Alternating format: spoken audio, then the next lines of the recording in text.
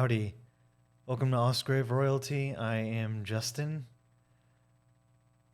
Welcome to another just getting to know Justin video. This is incredibly self-indulgent, as you might be able to tell from the title. This is just going to be about the fiction books that I've enjoyed that you might be able to as well. Basically just me ranting about the books I like, the fiction books I like. I find that actually as I take on projects in life and the busyness of life flows and occupies a bunch of your time, it's hard to find good fiction. And let me know in the comments below what techniques y'all use, but it's like when you're looking on a bookshelf, it's partly the cover. Like it's hard to define what actually draws you to what could draw you to a fiction book. And especially fiction, because nonfiction has the advantage when you know immediately that it's the subject matter you're looking for. And then if you're interested in that subject matter, by proxy, even if the book is poorly written, at least the dart is thrown in the direction of the dartboard. But with fiction, you have a genre, you have a cover, and that's about it. You have a quick summary on the back, which doesn't really tell you much. Fiction to me is it's like trying to find. It's like writing down all the qualities you'd want in like a romantic relationship partner, and you put them all down on paper. Maybe you want someone loyal, maybe you want someone ambitious, physically fit, wealthy, kind, funny, and you come up adventurous, loves to travel, loves spaghetti, but not spaghetti with meatballs. That's a deal breaker for me. Whatever. You come up with all these criteria, everything you can think of, right? And it only really takes a moment, and you look at that and you're like, I mean, and you look at the friends you've had in the past, and you realize the on paper stuff is nice when you're theorizing, but people are much more than their collection of qualities. And also it's how those qualities manifest, And there's that thing called the love languages, where people interpret being loved in different ways. Like maybe there's a wife that rarely sleeps with her husband, but keeps the home very clean and says, I keep a clean home, and yet he doesn't. Why doesn't? And he says he doesn't feel loved, but that's my way of showing that I love him, But he's thinking if she never touches me, then I feel like she doesn't want to be around me, Just kind of as an example. So they're coming at it from two different angles, whereas both would have on their list, someone who loves me, right? But the way that manifests can be completely different. It can be not what you expect. And that's what the movie, that old movie Bedazzled is about. I want somebody sensitive, and then there's, someone's crying at everything. Oh, I guess I don't want that, And it's the same thing in fiction, right? I could say I want a character-driven action sci-fi, right? And I could look in the sci-fi section. I could do a quick Google search on character whatever driven sci-fi, and take a chance, but you never really know. And even like the classics, so called, like top 100, maybe you search for that. Um, it's you could wind up with like a book that everybody loves that you just don't like. I mean, it's actually more often than not.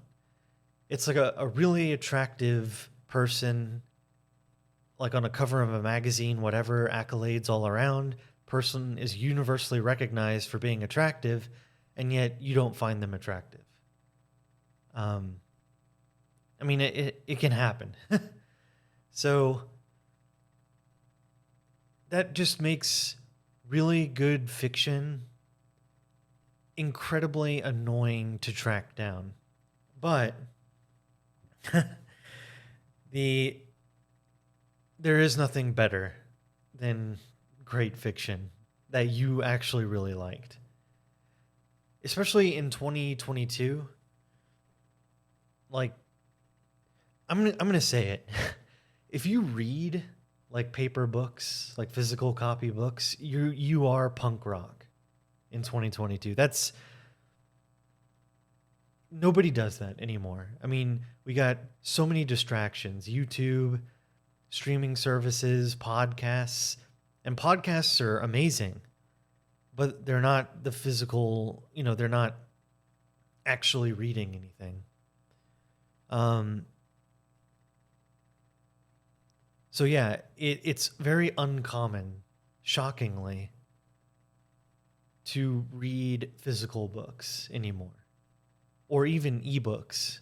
I would say there are like probably a few self-help gurus that do that encourage that, but reading a physical copy of a fiction book is like, especially outside of what you're forced to read in school. It's very rare. Um, Again, and because it's rare, it's not very talked about.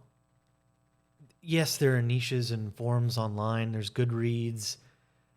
You can there's YouTube channels devoted to good fiction and all that. But again, just because this content creator or this list says that these are the books you might like, I mean, it's all a chance, right?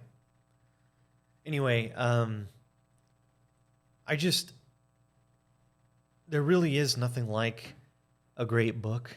If you ever have the pleasure to actually read a book that you invest in, and then the book is actually good and good for you, and all those stars align, it's truly magical.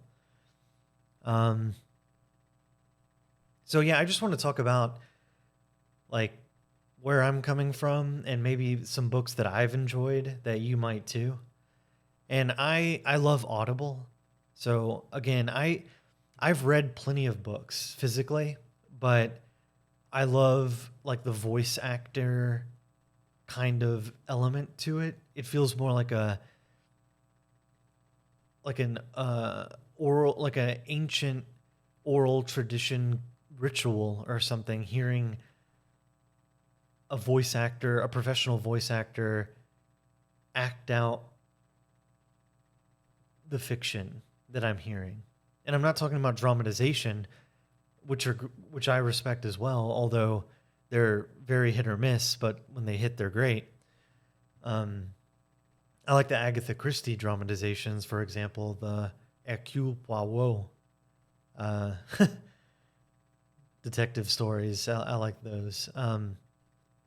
But I like a talented voice actor is able to bring emphasis and build suspense ever so slightly, even when there's exposition and description and stuff like that.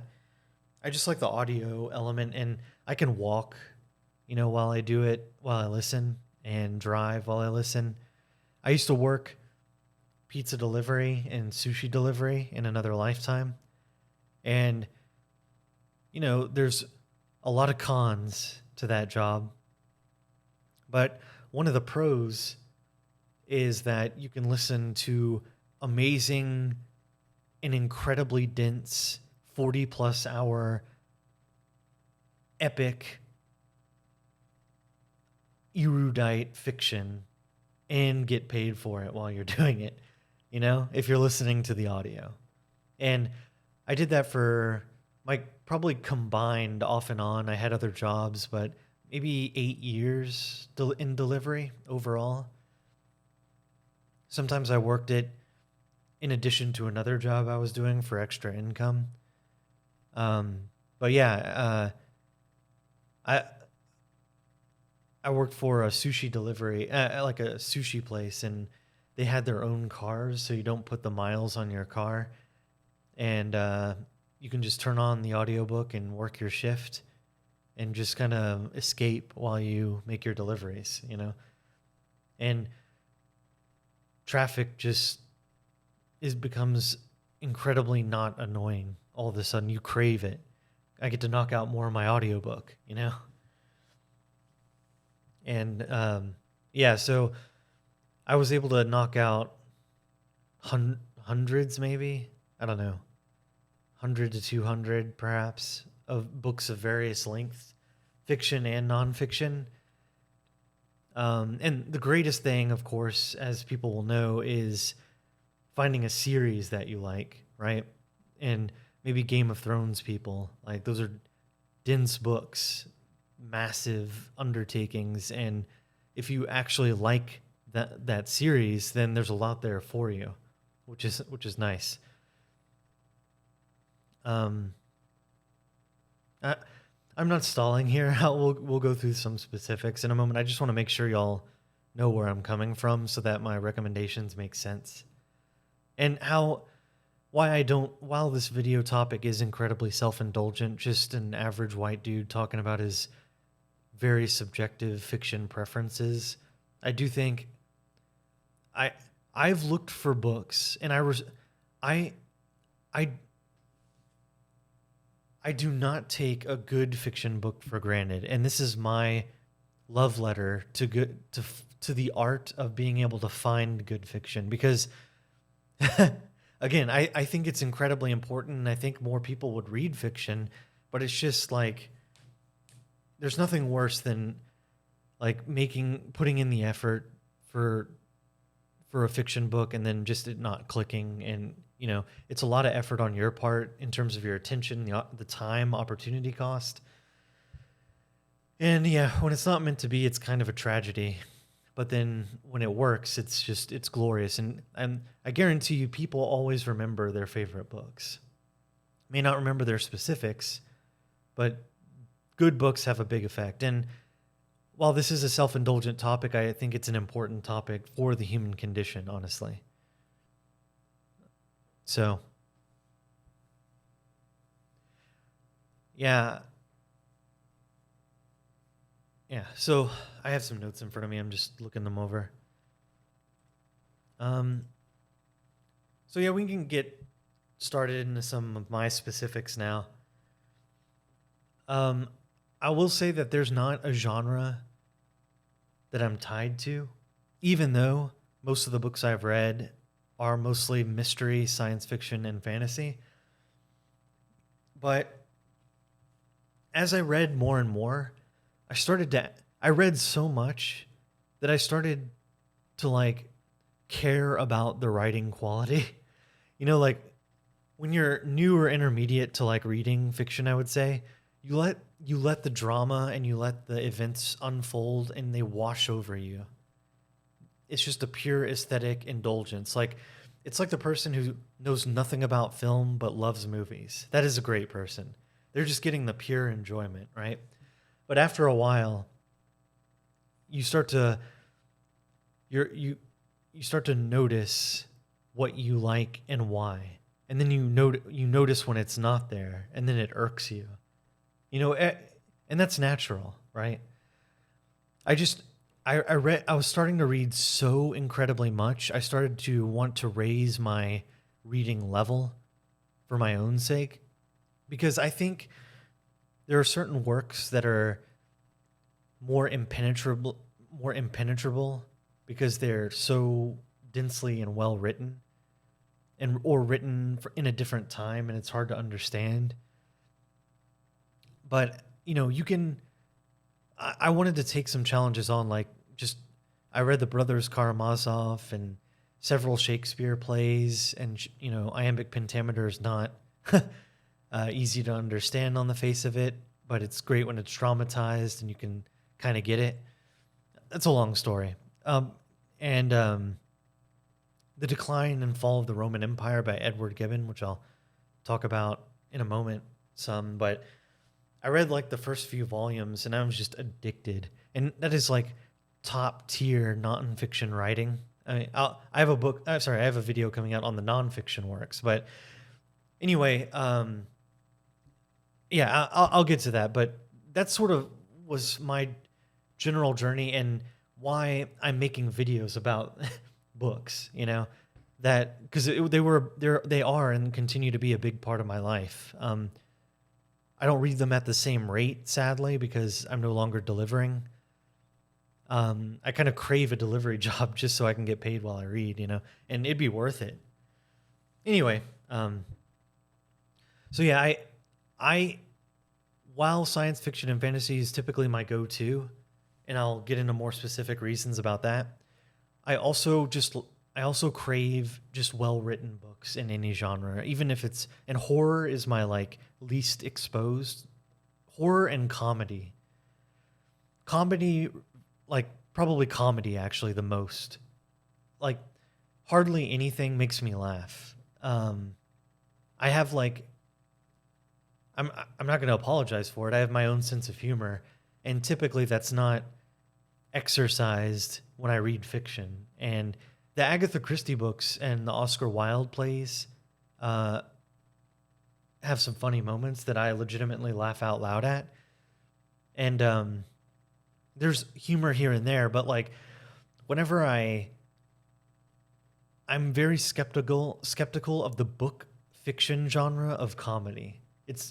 I haven't found anything yet. So let me know in the recommendations in the comments what you'd recommend. Usually things that make me laugh in fiction books come from just great dialogue that's happening in a science fiction book or in a fantasy book. I don't seek out a funny book, God, that must be so annoying because it's kind of like stand-up. When the person goes on stage, there's this expectation that the person is going to be funny, and you kind of have to meet that, right? And that's annoying.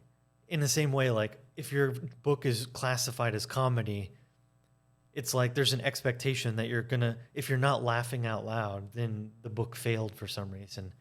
That's got to be an annoying expectation or a challenging one, depending on perspective. Anyway,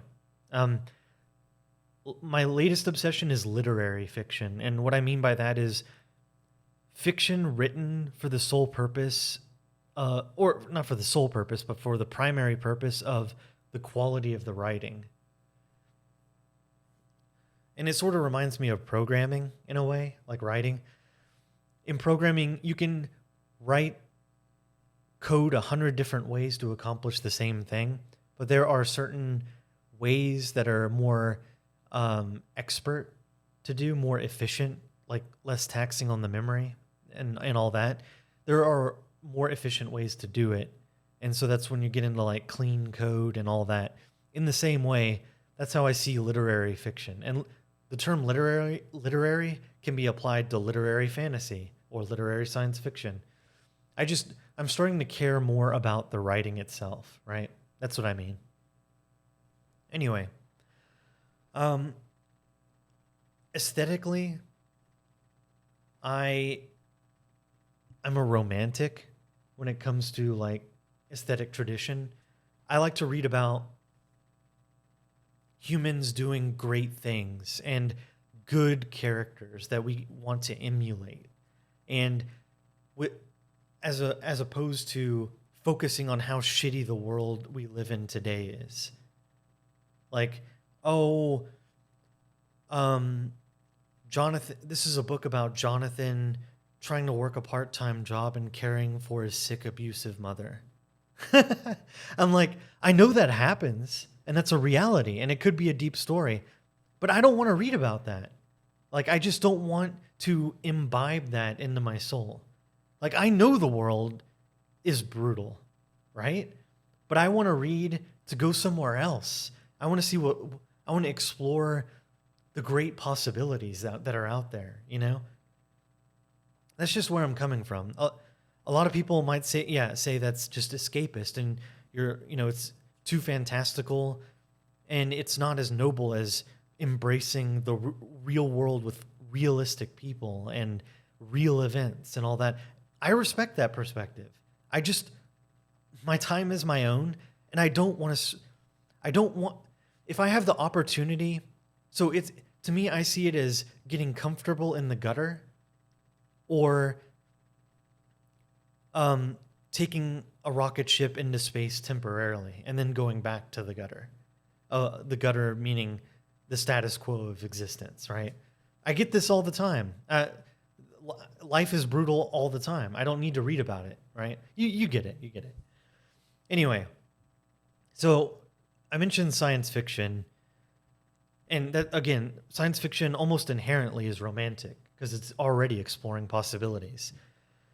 And I have a lot of blind spots. I've never read anything by Arthur C. Clarke. I really want to. Highly recommended, but my favorite sci-fi author is Neil Stephenson, and my favorite sci-fi book is The Diamond Age. And I haven't read it in a decade, probably. I need to reread it, but it had such an impact on me that I still feel the reverberations. I still think about it almost like weekly. Like, something about it, just there's so many concepts, and I'm not going to spoil the book. I mean, you gotta check it out. I'm just name dropping here, but yeah, Neil Stephenson is an awesome author too. When I learned about him, his writing process, how seriously he takes his books, just a really interesting guy. We don't agree on a few things, as is natural, and that's good. I just like his perspective. And about the Diamond Age, it's about education, science fiction and education. That sounds cool to me. And it's about a little girl named Nell, and she's learning she's learning in an incredibly efficient way, sci-fi style, through like interactive myths, almost like video games, sort of. It's called The Primer. And these aren't spoilers. These are on the book cover. But yeah, just her journey and the science involved, that's really cool.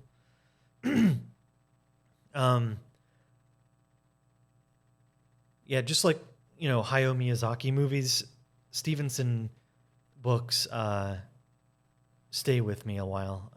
I'd also recommend Seven Eves and Snow Crash. I really liked Seven Eves, and I would say Snow Crash is like my third favorite, even though it's his most popular work, Snow Crash. Neil Stephenson, that's what he's known for, but I liked Seven Eves better and Diamond Age the best. Other than that, I like Richard K. Morgan's Altered Carbon. Yeah, it was a decent show, but the books are they're incredible. And again, I'd recommend Audible with one caveat for the Altered Carbon Audible. The first two books are great. The third one, they changed the production on the audio version, like the voice actor's different and all that. I couldn't read the third book. Luckily, they're somewhat... No, that's not true. I won't. But anyway, at least Altered Carbon, the first one, on Audible, is insane. It's nuts. It's amazing. Probably it's a close second to Diamond Age. Very close second. And Altered Carbon, the book, reminds me a lot of Chinatown, which was one of my favorite movies. Probably Chinatown is my second favorite movie of all time. And Fifth Element is my first favorite movie. So that you can kind of tell where I'm coming from and what I prefer. Also, close third, Hyperion by Dan Simmons. Oh my God. That book is insane, man. So, Altered Carbon is very laser focused. It's very intimate. It's very noir, hard boiled, but with cool sci fi with it. Hyperion is epic. It is epic. The scale is insane. And the characters are just great. And the way everything comes together, you gotta read Hyperion. And it's on a lot of top lists and all that. Dude, Hyperion. And it's the first of a Hyperion cantos. There are 4 books. And it's great all the way through. It is fantastic. My highest recommendation. You gotta read that before you die. All the books. I know it's a big investment. You know where I'm coming from, and I'm still saying it is worth your time. So between sci-fi and fantasy, there's a genre called speculative fiction. And Cloud Atlas, I would classify here. It's not a sci-fi book. Like, if you love sci-fi, you might not like Cloud Atlas, and yet Cloud Atlas is undeniably loosely science fiction. I like the term speculative fiction for this.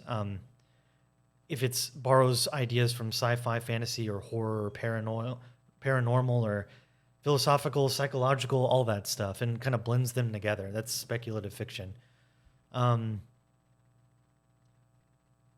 So Cloud Atlas, incredible, essential reading.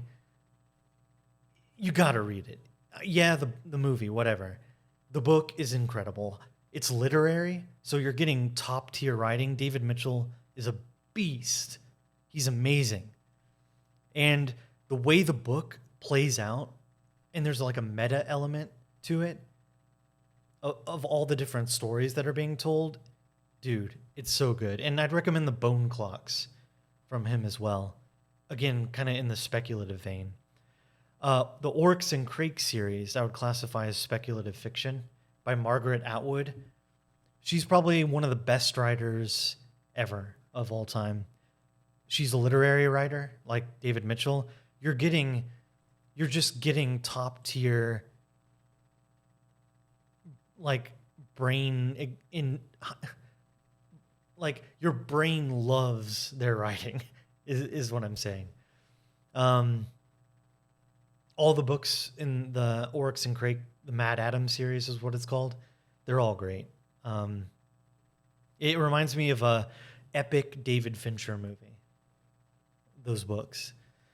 Moving on to fantasy, Joe Abercrombie, man. Joe Abercrombie, the GOAT in fantasy.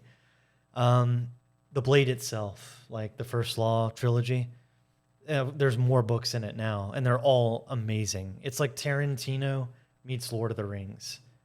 Just insane. Great characters, unforgettable characters, fantastic dialogue, and you gotta listen to the audio. Shout out to Stephen Pacey. Dude, Audible, go get those books, okay? For fantasy, also, a lesser-known book series, R. Scott Bakker, The Darkness That Comes Before.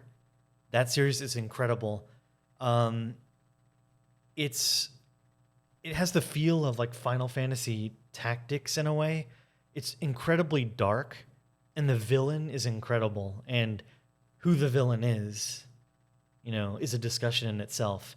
Great writing, great plot, great characters, amazing. I'm running out of time here. So in this last minute, I do want to recommend, just real quick, the Weird Tales authors, H.P. Lovecraft, Clark Ashton Smith, Robert E. Howard. Those are the horror. That's the horror part of my toolkit that I really love. I don't like a lot of modern horror, but them I'll go with. On the Beach by Neville Shute, some classic fiction, The Idiot by Dostoevsky, Fountainhead and Atlas Shrugged by Ayn Rand, Brothers Karamazov by Dostoevsky, Call It Sleep by Henry Roth. Yeah. Hope y'all got something out of it. Sorry to speed up at the end. I kind of ran out of time, I confess. That's on me. But hope I pointed you in the right direction. Let me know in the comments below. what y'all think, and see y'all in the next one.